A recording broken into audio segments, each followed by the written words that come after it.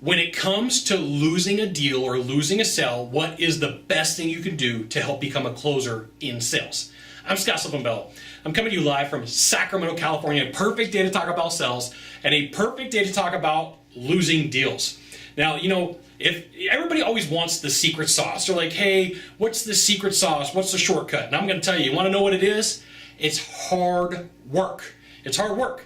So, one of the coolest things you could do is you could keep a journal of your sales calls.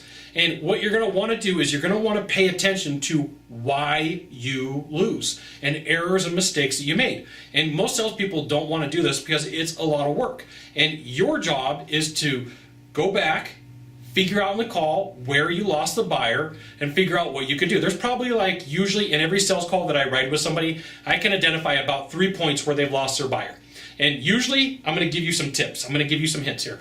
One of them is the transition from rapport to getting to the sales process. And because they're so caught up in talking about football and sports and race cars, I don't know what people talk about.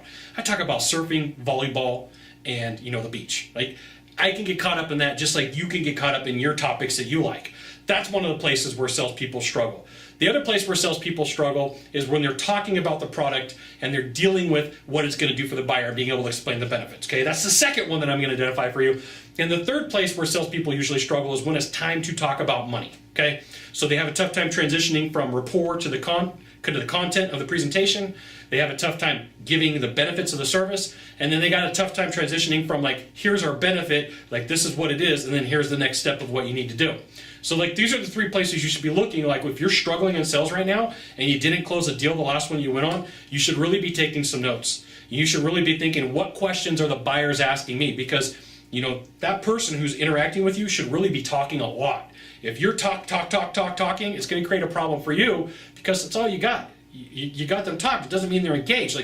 You really want to see how this works in an unrelated field, in an unrelated industry, go to a bar, usually about 11 o'clock at night, get yourself a ginger ale or a cranberry juice or a Shirley Temple and sit there and watch guys hit on women. This is the same thing as a sales process. This is what happens. Guy walks up, runs his mouth, doesn't ask the woman any questions. Next thing you know, he walks away. The next guy comes up, runs his mouth until some dude that's got game comes over and starts talking and asking questions and gets interested in the chick, right? Free entertainment value. It's a closing lesson. You'll get a lot out of it, but you should really be paying attention to your losses. And you know what? Here's the thing. You should be paying attention to your wins because there was probably something, 1, 2, or 3 things that you could have done better. You probably gave up more money than you needed to. When it comes down to it and buyers, they rank them out for the real objections that buyers have. Price is number 4, and they usually complain about price to you because they know that most salespeople have an allergic reaction to it, it's kryptonite. So I've ridden with enough salespeople to see this. I've seen it live so many times I can't even tell you.